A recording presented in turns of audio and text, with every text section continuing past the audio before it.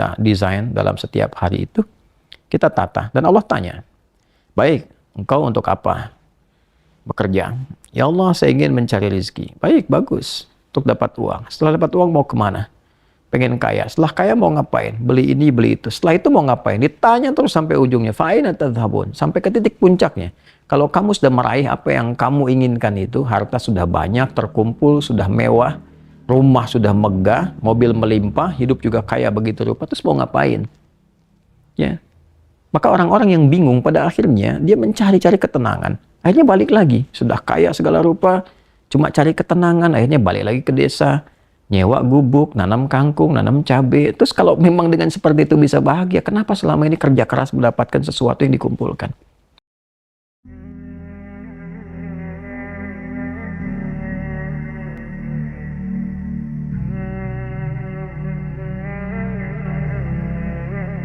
Bismillahirrahmanirrahim.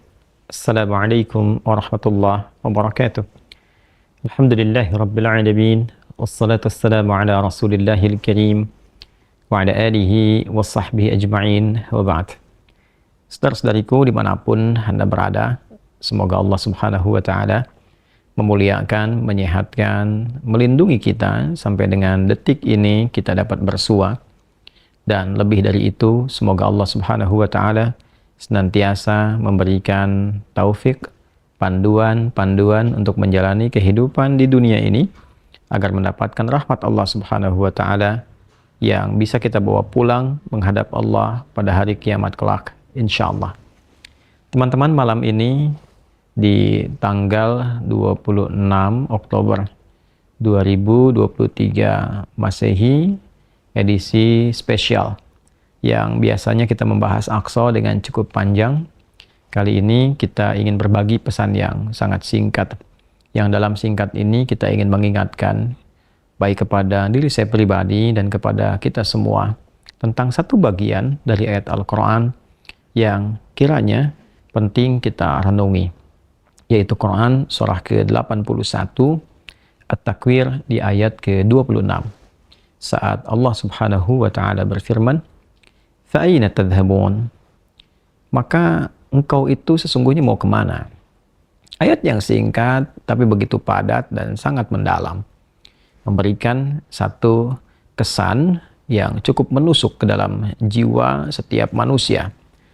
Pertanyaan yang datang langsung dari pencipta kita, sesungguhnya engkau mau kemana?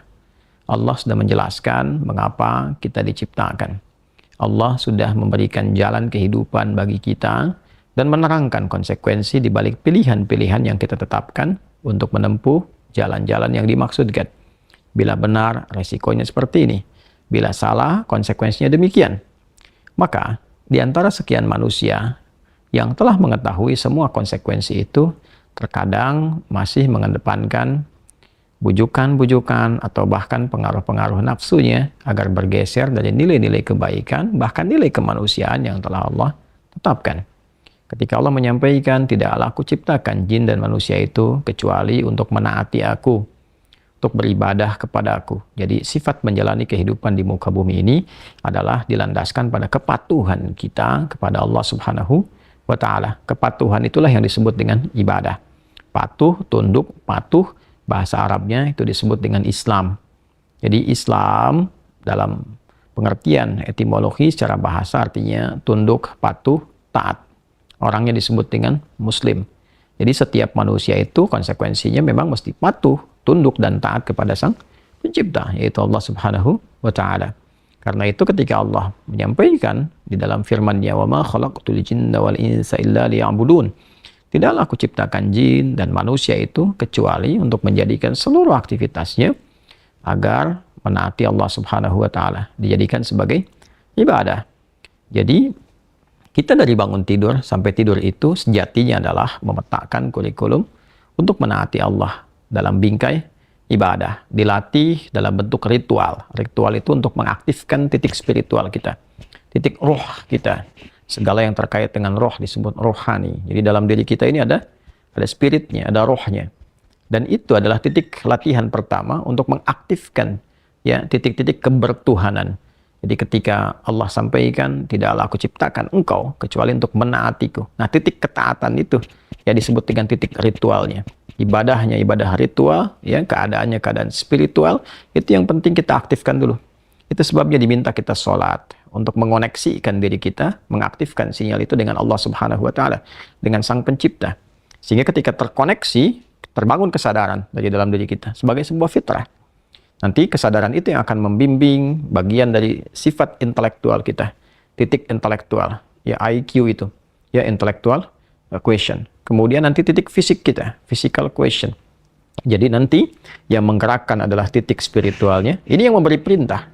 Kalau akal itu masih objektifnya normal saja. Karena dia hanya mengkonstruksikan pikiran, mengolah data, ya, jadi informasi, informasi menjadi knowledge. Knowledge itu yang akan diteruskan kepada fisik untuk dieksekusi. Ya, bagaimana nanti lisan bicara? Seperti apa konstruksi bicaranya? Mengatur katanya bagaimana? Memilihnya seperti apa? Menjelaskannya bagaimana? Tapi perintah untuk melakukan itu sumbernya dari sini. Ya, dari titik terdalamnya. Di dalam itu cuma ada dua. Ada jiwa takwa, ada jiwa fujur. Fa'alhamaha fujuraha wa taqwaha. Maka di dalam diri manusia itu, di titik paling dalamnya itu, ada nilai kebaikan, disebut dengan takwa, karakter moral kebaikan. Ada yang buruk disebut dengan fujur. Nama lainnya disebut dengan nafsu. Karena dari fujur keluar su, melewati nafas. Nafas ketemu su, jadi nafsu. Quran surah ke-12 ayat 53. Wa ma ubarni'un nafsi innan nafsa la'ammaratum bisu illa ma rahimah rabbi. Maka semua tindakan kita, menatap, mendengar, berbicara, bertutur, sampai dengan berjalan, ujung kepala sampai ujung kaki, yang kita jadikan sebagai bagian dari perangkat beraktivitas itu, semua tatanannya, perintahnya kalau tidak dari takwa, adalah dari fujur. Kalau bukan dari sifat baik, sifat buruk yang bersumber dari nafsunya. Maka semua kegiatan yang kita desain dalam setiap hari itu, kita tata. Dan Allah tanya, baik, engkau untuk apa bekerja? Ya Allah, saya ingin mencari rezeki. Baik, bagus. Untuk dapat uang. Setelah dapat uang mau kemana? Pengen kaya. Setelah kaya mau ngapain? Beli ini, beli itu. Setelah itu mau ngapain? Ditanya terus sampai ujungnya. Fa'ina tadhhabun. Sampai ke titik puncaknya. Kalau kamu sudah meraih apa yang kamu inginkan itu, harta sudah banyak, terkumpul, sudah mewah, rumah sudah megah, mobil melimpah, hidup juga kaya begitu rupa, terus mau ngapain? Ya. Maka orang-orang yang bingung pada akhirnya dia mencari-cari ketenangan. Akhirnya balik lagi, sudah kaya segala rupa, cuma cari ketenangan, akhirnya balik lagi ke desa, nyewa gubuk, nanam kangkung, nanam cabai. Terus kalau memang dengan seperti itu bisa bahagia, kenapa selama ini kerja keras mendapatkan sesuatu yang dikumpulkan? Balik ditanya. Kamu kedudukan pengen jadi apa? Terus. Yang di militer pengen dapat bintang 1, 2, 3, 4. Kalau perlu, jenderal besar, bintang 5. Setelah itu mau ngapain? Mau diarahkan kemana semua itu? Karena pada akhirnya semua bintang akan berguguran. Ya, wafat juga, meninggal juga. Kalau sudah selesai, purna, selesai. Demikian yang punya ilmu, punya jabatan, macam-macam. Mau diapain? Ya, ketika semua titik itu mencapai pada titik jenuhnya, di akhir itu akan balik kan. Ya, jabatan purna, harta juga jenuh, ya. Nah, di titik itu kita disadarkan, ditanya, mau kemana? Maka dijawablah dengan jawaban yang sangat mendalam. Inni dzahibun ila rabbi. Saya hadir. Yang terbaik adalah katakan, saya ini menyiapkan bekal untuk berjumpa dengan Rabbku. Itu jawaban yang paling indah. Ya, jadi kalau ditanya, mau kemana hidup ini? Kata Quran jawab, aku menyiapkan bekal untuk kembali dan berjumpa dengan Rabbku yang telah menciptaku. Dari situlah kemudian Allah katakan, aku berikan petunjuk kalau begitu. Yahdin. Ya, aku berikan petunjuk kata Allah. Jadi orang-orang yang menyiapkan semua aktivitasnya dan dia lakukan untuk Allah, berjumpa dengan Allah, maka Allah akan berikan petunjuk dalam setiap aktivitas kehidupannya. Diberi petunjuk bagaimana mata memandang, telinga mendengar, lisan bicara, sampai kaki berjalan. Sehingga dia betul-betul menjadi pengabdi dari Rabb-Nya yang maha menyayanginya. Pengabdi disebut dengan abdun, jamaknya disebut dengan ibadun. Yang maha menyayangi disebut Rahman, maka disebutlah dia dengan ibadur Rahman. Wa ibadur Rahmanil ladzina yamshuna 'alal ardi hauna wa idza khatabahumul jahiluna qalu salama. Demikian di surah Al-Furqan itu. Itulah puncak yang mesti kita ikhtiarkan dalam kehidupan, yang kita selalu sampaikan dan komitmenkan sejak bangun tidur. Dan kita katakan alhamdulillahilladzi ahyana ba'da ma amatana wa ilaihin nusyur. Terima kasih ya Allah, segala puji hanya milik-Mu yang telah memberi kesempatan hamba menjalani kehidupan. Padahal Engkau telah tahan nyawa hamba tadi dalam tidur. Sesuai ajal Kau berikan kesempatan. Hamba berjanji ya Allah, hamba akan menyebar beraktivitas untuk mencari bekal menghadap-Mu. Saudara-saudariku, sedalam, sejauh, sebanyak kegiatan, aktivitas jabatan yang telah kita kumpulkan, harta benda, pengetahuan, sampai detik ini, apakah betul-betul sudah kita siapkan sebagai bekal untuk bertemu dengan Allah? Atau hanya sekedar mengumpulkan semua itu tanpa arah, yang pada akhirnya bertemu dengan kejenuhan kembali? Renungkanlah malam ini, malam Jumat. Jumat saat manusia pertama diciptakan, diturunkan di surga mengawali misi di dunia, diwafatkan, dan di titik itu kita akan berpisah dengan dunia. Saat azan berkumandang, nampak jelas seluruhnya. Semoga Allah muliakan kita. Selamat merenung. Allahu Akbar. Allahu Akbar. Subhanakallahumma bihamdika, nasyhadu an la ilaha illa anta, nastaghfiruka wa natubu ilaik. Alhamdulillahirabbil alamin. Assalamualaikum warahmatullahi wabarakatuh.